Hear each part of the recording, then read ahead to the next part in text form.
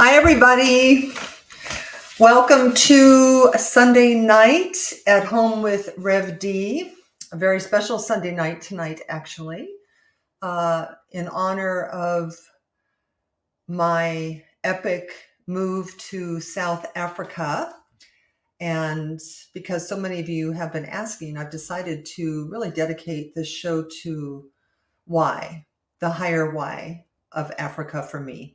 Like, truly, what is this calling that has been with me for so little of my life, but has had such a profound effect?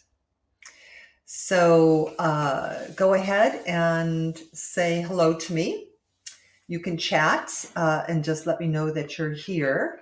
Let each other know that you're here, because we're here to form a little bit of a community. To give you all an update, today is Sunday. I am packed. My car has been sold, so my Jeep is now in the hands of a wonderful couple. And my sister is here to help me do the final couple days of cleaning and loading the car. My house closes on Tuesday at noon. And then I go to Naples, Florida for 2 weeks in a hotel, really just because the house sold. And we don't leave the country until March 28th. So March 28th is when I fly to South Africa, set up housekeeping there, and probably the next time we talk to each other will be from South Africa. I don't think I'm going to do next Sunday, though not 100% sure. So if I do, I'll be sure and let you know. So while we're getting settled in, let me do a blessing upon us. It's been we have been reviewing the 10 core concepts of the science of mind. For those of you who don't know, who might be joining my broadcast for the first time, my name is Reverend Denise Schubert. I am a New Thought minister, ordained New Thought minister, have been since 2003. Studied under what was then known as the Church of Religious Science with Dr. Michael Bernard Beckwith, who now, of course, is and was then the spiritual leader of the Agape International Center for Spiritual Living, and recently retired from Unity Naples due to some health concerns, and have been catapulted into my next expression, which is to go spend as much time as possible on the continent that stole my heart. So let me pray us in, and then I'll just share a little bit of history with you about that, because it's been quite remarkable and continues to be quite remarkable for me personally. And it speaks to divine destiny. It speaks to the calling of your heart. It speaks to me anyway, to that which is our purpose, our chosen purpose, not our assigned purpose, but our chosen purpose on earth, because I truly feel I'm living into that. So, all right. Okay, so take a breath with me and just simply turn within for a moment. Turning within is an opportunity for us to center down, opportunity for us to come out of our day, whatever it has been, to connect in with that part of ourselves that is at peace, the part of ourselves that is whole and perfect, that part of ourselves that is connected to the whole. That we are, core concept number one is oneness, that we are a part of each other and of this power and this presence, this infinite life that we call God or good. And so it's from that place of connection that I just speak a word of blessing upon our time together. So happy that we join like this. So happy that we have an opportunity to think about something other than what's going on in the world, to shine the spiritual light of truth upon not only all the comings and goings in the world, but also the comings and goings in our own life, to know that love is real, it's at hand, and our awareness of it enhances its awareness of us. And so I just simply bless our time, calling it perfect, knowing it is good. And so it is. Amen. All right. So again, if you're just joining for the first time or joining right now, please say hello. I can check on your hello a little later. And always happy to see your names, even though it's not the same as seeing your faces. Monday Zooms are canceled for now. I'll be kind of in the throes of traveling and moving. So we won't, our Monday Zooms are discontinued until I get to Africa as well. We'll have to figure out what we're going to do about streaming and Zooming because it's 8 hours later there. So I don't know about timing. So let's talk about Africa. It's a pretty exotic place.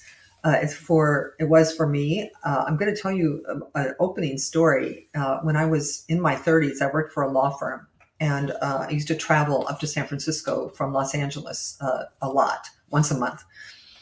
I remember being in a hotel room and I wasn't able to sleep, so I was watching late night TV, like the middle of the night.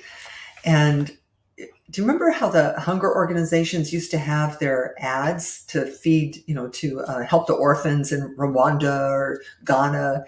And there was a woman, and I'm kind of half awake, half asleep, listening to the show. And this is what she said. Hello, everybody. This is Denise Schubert from Rwanda, here to talk to you about the World Organization of Ending Hunger. It's like, Denise Schubert? So that was her name. And I remember at the time, I was like, oh, that was so, it had a little bzzzt that kind of went through me, right? So that was probably, let's see, 33, 43, 35, 40 years ago. That was my first kind of ding. And I've been captivated my whole life, really, with this idea of Africa. And I don't know, just always cared. Like I always had some part of me that cared about it. So in 2014, I was ministering a church in North Carolina with an assistant minister by the name of Dusty Rebelmeyer. She and I met and kind of fell in love with each other in Chicago. And she and another practitioner came to Raleigh with me. They decided to join me in Raleigh. So we were all serving there together. And one day I got a Groupon in the mail from an organization called Lion World Travel for $3,998, which paid for a 10-day trip to South Africa, which included the airfare. So $4,000 for 10 days in Africa. And something in me, I just had this whole body, oh my God, I really want to do this. I'm going to do this. So I called Dusty and asked if she would do it with me. And she said yes. So that was the first trip. And we spent 10 days, Lion World Travel. I traveled with them many times after that. They are a wonderful company out of Canada. And the trip was absolutely amazing. We went to Cape Town, which is at the very southern tip of South Africa, on the continent as well. Spent 3 or 4 days there and then traveled up to the very northern tip of the very northern part of South Africa, which borders Botswana and Zimbabwe and Mozambique. I'm not saying that right, but that's okay. And then spent another 4 or 5 days on safari at a safari camp. And it changed me. It was the most exhilarating thing that I had ever experienced. I was 64 years old. I'm now 70. So this was only 6 years ago.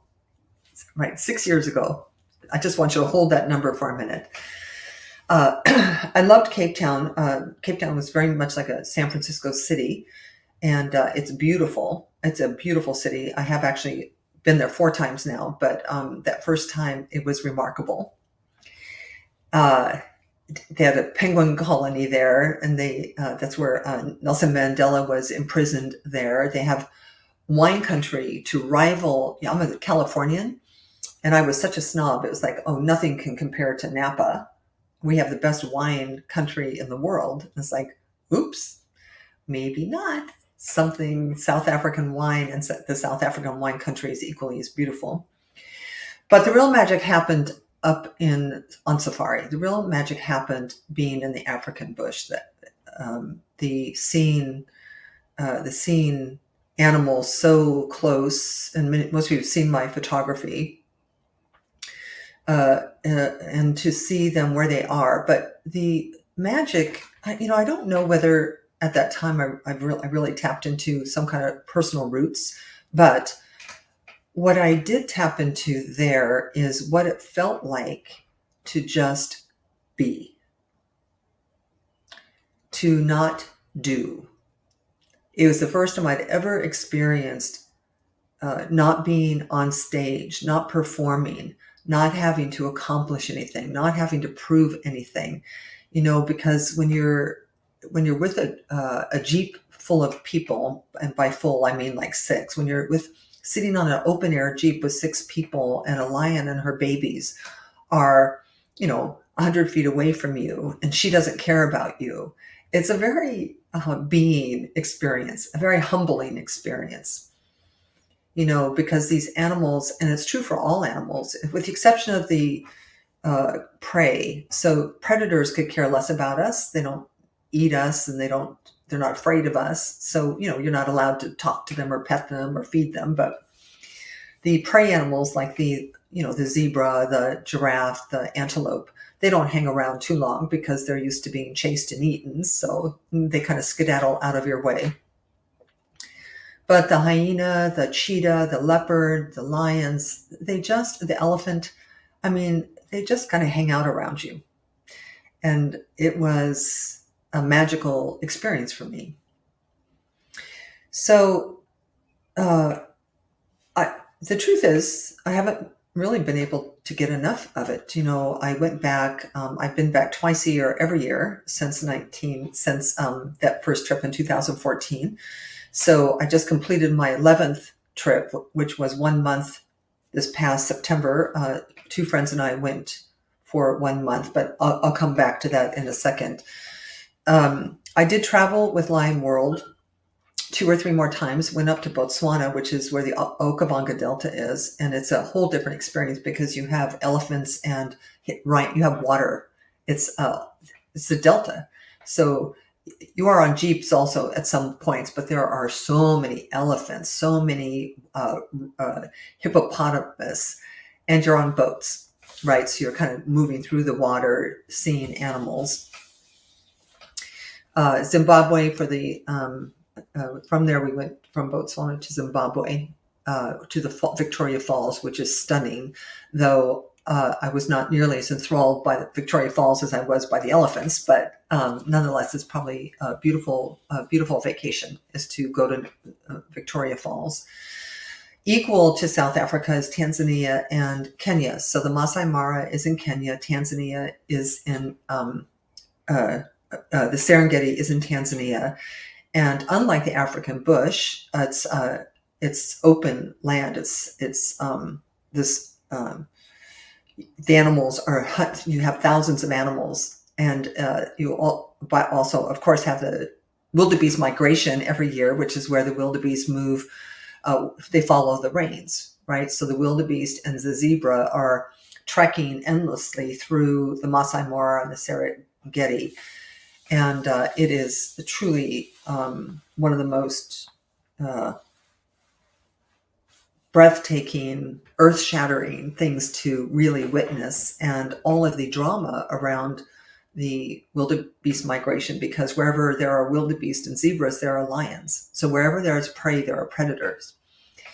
And it's just truly the cycle of life. And to bear witness to it is to bear witness to God, is to bear witness to the magnificent organization and intelligence that undergirds all of life. Us too. No, we don't know that. We feel different than animals, but we're really the only difference is that we have choice. We can choose.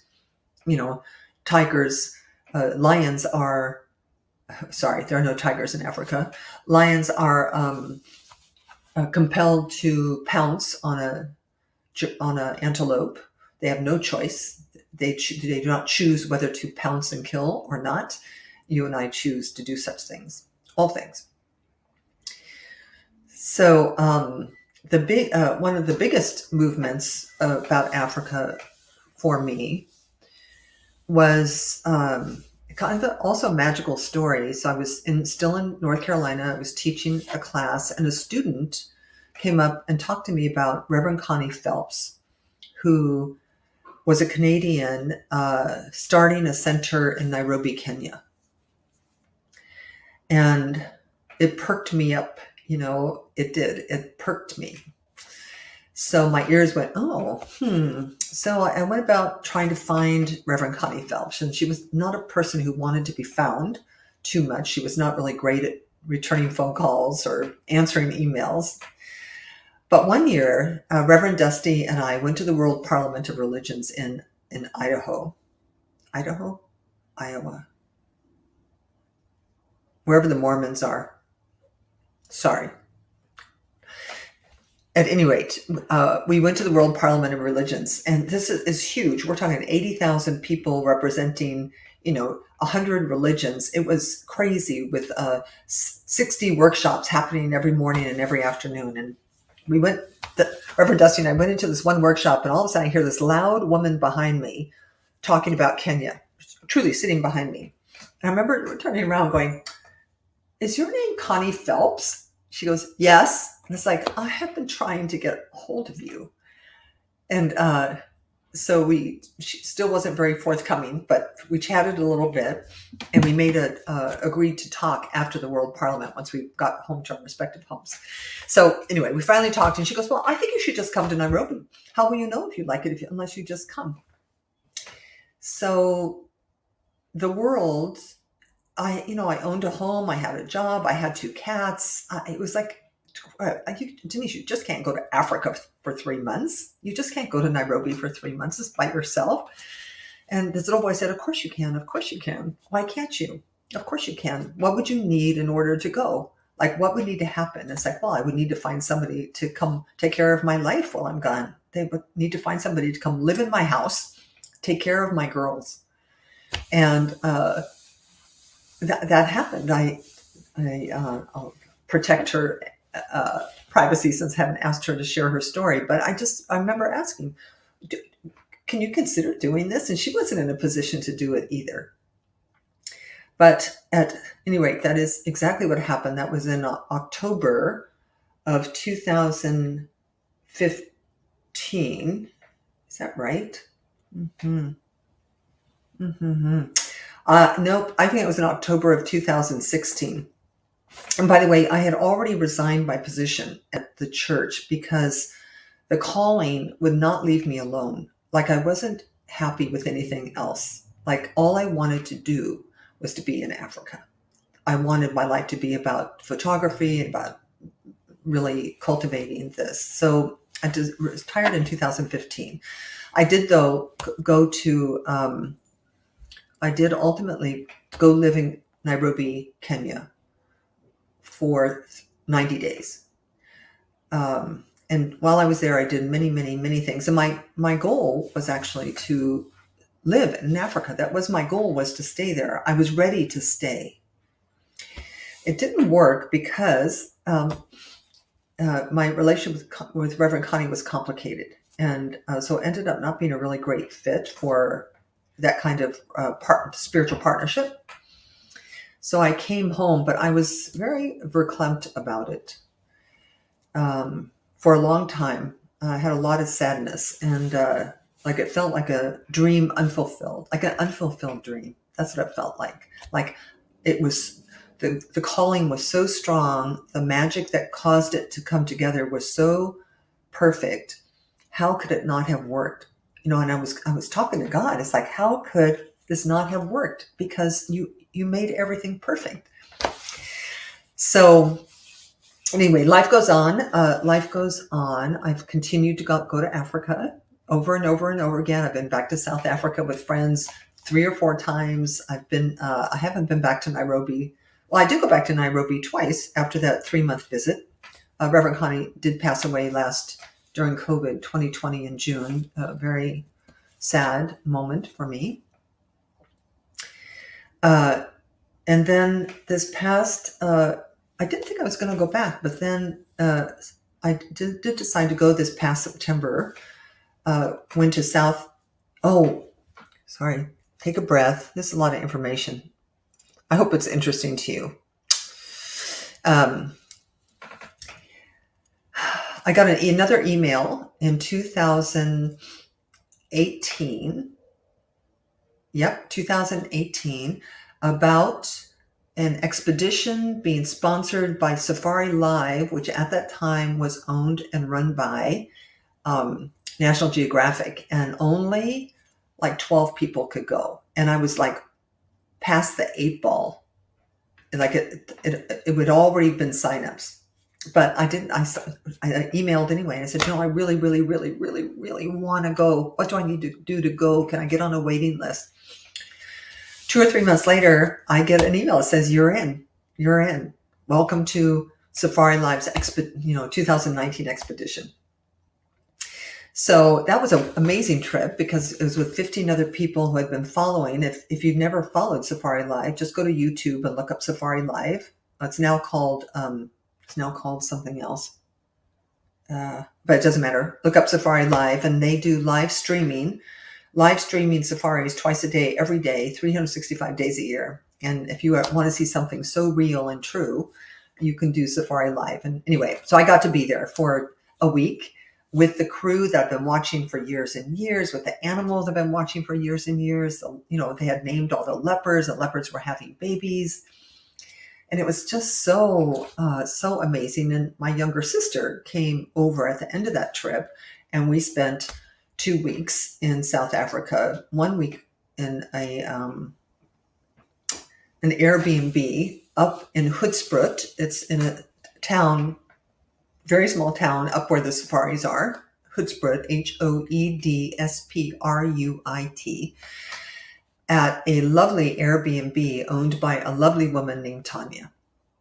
And it's called Bush Baby Haven. And it was so much fun. And the place was so amazing. This beautiful upscale gated community built in the middle of the African bush. So you're truly surrounded by animals, truly. Warthogs, hornbills, mongoose, antelope, zebra, giraffe are in your backyard. It's like a paradise. So we maintained a relationship since 2019, and I and 2 other friends went back to Tanya's this past September for 30 days. And it was glorious. I mean, it was glorious. It was I felt so at home and so happy. And I was kind of sliding into my hip replacement, so I was a little achy and had a little bit of pain while I was there. So walking wasn't really an option. But at any rate, this is my history. This is why I'm leading up to what I'm doing now and why I'm doing it. And there is a spiritual compulsion here that is undeniable for me and that I want to share with everyone, because everyone has one of these. So we came back from South Africa. I went back to work at Unity Naples. Reverend Claudia had come in already to work with me and was going to cover my month while I was out recovering from my hip replacement. And as you all know, 2 days after my hip replacement, I had a small stroke. And the small stroke affected my vision more than anything, which is doing pretty well. But it kind of took driving off the table, and Unity Naples was an hour and a half round trip for me to drive. So it was unfathomable to me that I could continue to work there. So I resigned my position at the end of December. So now that kind of led me to, now what? Now what are you going to do? So I own a little house in Florida that I bought. I couldn't really drive well. I did drive. I was cleared to drive, so I would drive up to the grocery store and come back. But I live here alone. My family's not here. Because of COVID, I really hadn't created really long-term, really tight relationships here. So being the purveyor of possibilities that I am, it's like, well, what can you do with your life? The chances of my having another stroke are not non-existent, but they're also not glaring. And I'm happy to say my hip has healed. So I'm now walking really for the most part without a cane or any supportive help. So then this idea came to me, a little bit like Nairobi. It's like, why don't you just go to Africa? Why don't you just sell it? Why don't you just go to Africa and spend time there? Why do you want to sit in this house all by yourself, not being able to go anywhere? And of course, the little voice in my head said, Denise, you can't just go to Africa, right? You can't just go there. You've had a stroke. What are you talking about? I mean, what will you do if you have another stroke? What will you do if blah, blah, blah? Well, if you all know me, like, really? You're going to live your life like you might have a stroke? Really?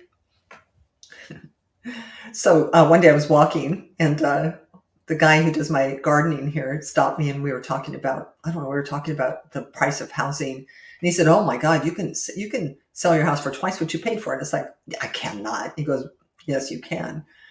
Well, kind of became a no-brainer for me because I didn't want to live here. I need money to do what I want to do for the rest of my life. And let's see, I could go to Africa. So it's where I'm sitting at this moment. So I am, my house sold in 1 hour. It closes this coming Tuesday. My car is gone. I sold the car for as much as I paid for it, almost. Very close to what I paid for it. Kind of crazy, right? The used car market.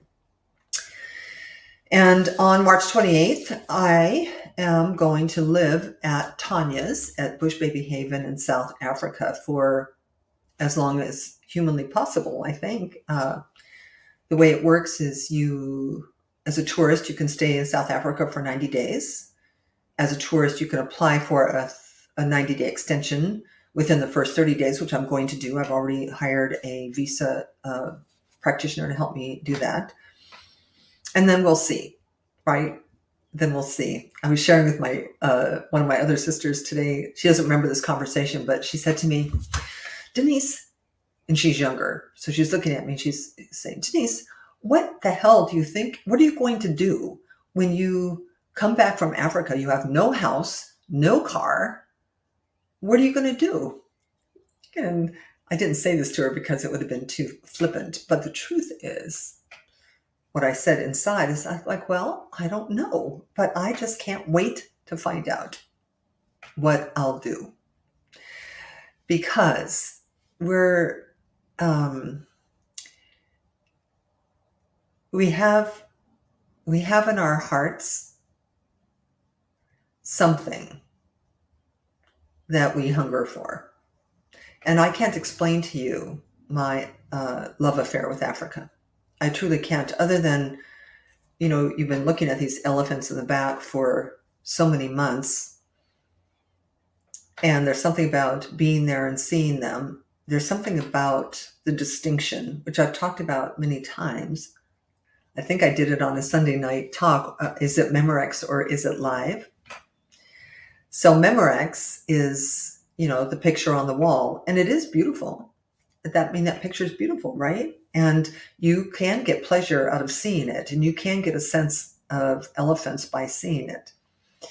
But the experience of taking the picture with the elephants in front of me, walking towards me, where I can hear their footfall and see their ears flapping in the wind, is a totally different order of existence than the picture.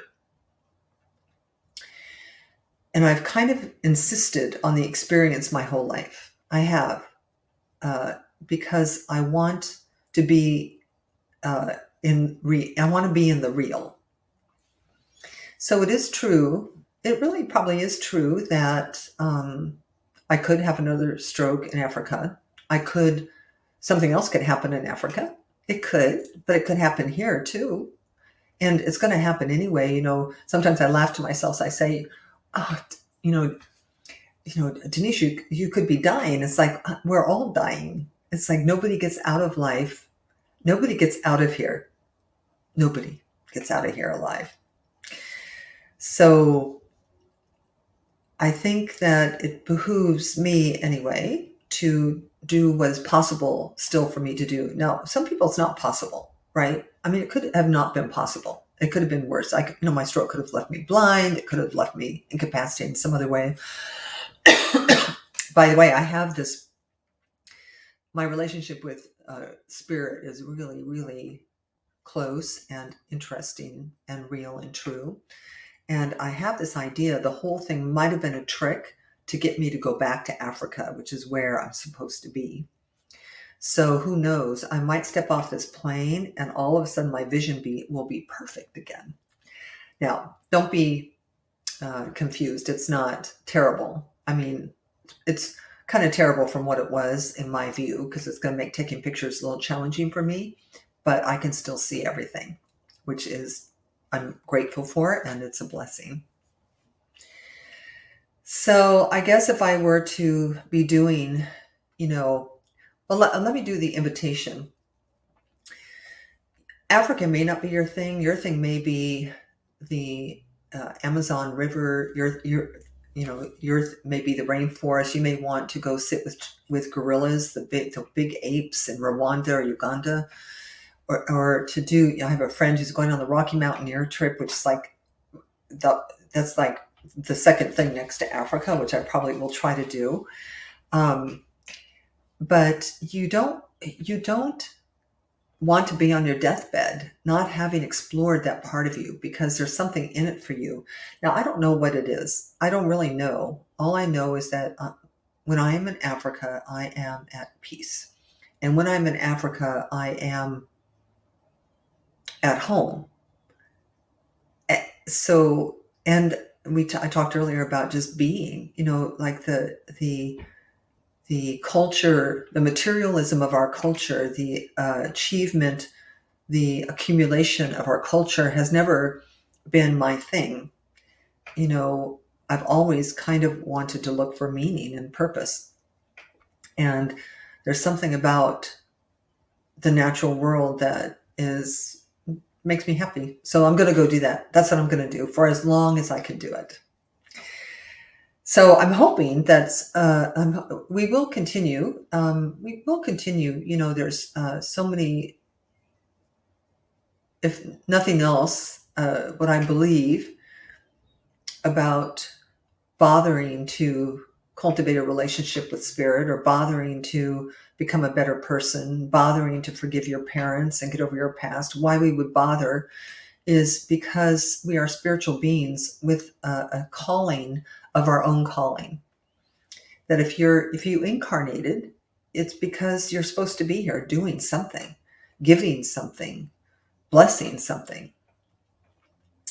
And most people never find that, right? So it isn't just about, it's not about God at all, really. It's really about you as a unique and individualized expression of love energy, and how does that express through you. So I don't know what good will come of me in Africa for an extended period. I know that Tanya and I, she's like a daughter. I think she's 40. There's some wonderful love energy between us.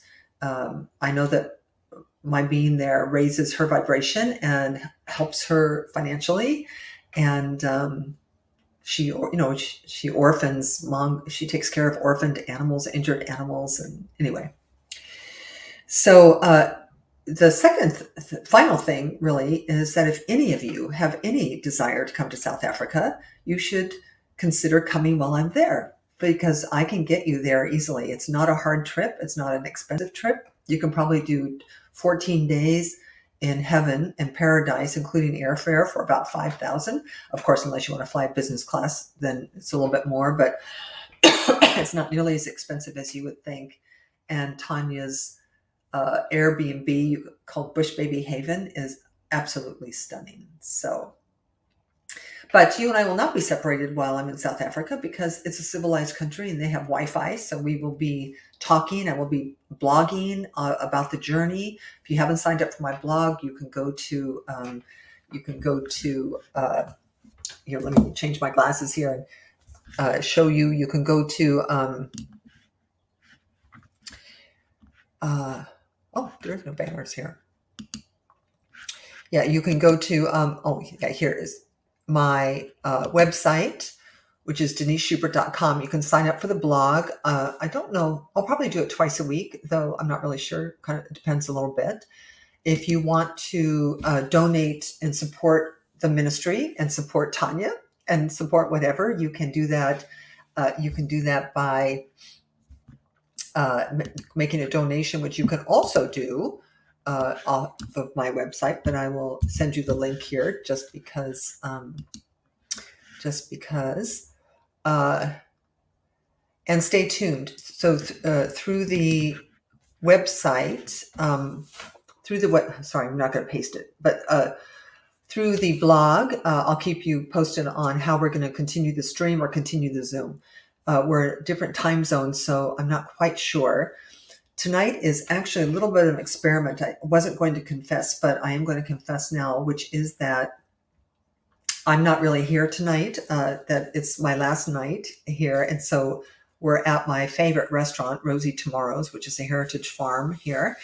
So I pre-recorded this, which I've never tried, but we might have to do while I'm in Africa, because I'd have to stream at 2 a.m. to get to you at Sunday at 6 p.m. So, and I'm not doing that. So we have to figure out some other way to create a Zoom connection as well. So Africa for me has something to do about vision, something to do about passion, something to do about my authentic and true self, something to do about living something. I remember something, I want to slide into home base at the end of this life. I don't want to limp in. And so I know I'm 70. I know I've had a hip replacement. I know I've had a stroke.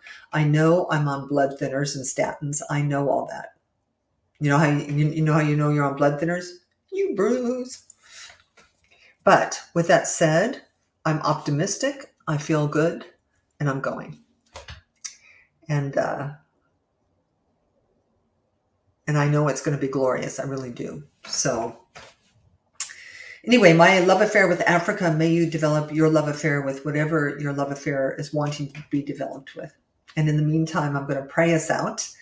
And I will keep you posted on what's happening. I'll probably do blog from Naples just to stay connected. I arrive in Africa on April 1st, not very far away really. And I will be sharing with you the zebra in my backyard. So peace and blessings to you. So much love for you and your support. So let's end our time together in prayer. Remember, we don't pray to beg a reluctant deity to do anything for us. You know, we send blessings. We send love blessings to Russia. We send love blessings to the Ukraine. We send our deepest desire for peace on earth. We send out an awareness that love is more real than hate, that spirit's more real than the ego, that right where the kerfuffle is, right where the mess is, the power of love can raise human hearts. This is what we know, and it's always been true. Throughout history, God has brought love in places where man has brought weapons. So let us just know that for a moment. In fact, let's just do a moment of stillness for those who suffer still.